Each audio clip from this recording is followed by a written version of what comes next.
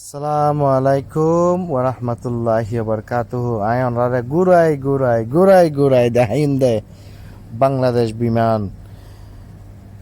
বাংলাদেশ বিমান দেখতেছো, অনরারে দেখাই দি এখন বাংলাদেশ বিমান। আর তিনজন এক সিটত বড়িয়া দেখতে লাগন ফাতা দিয়ে 6 সিট মেজি 9 সিট বানাইয়ে বারা বেশ গরিবিল্লাই।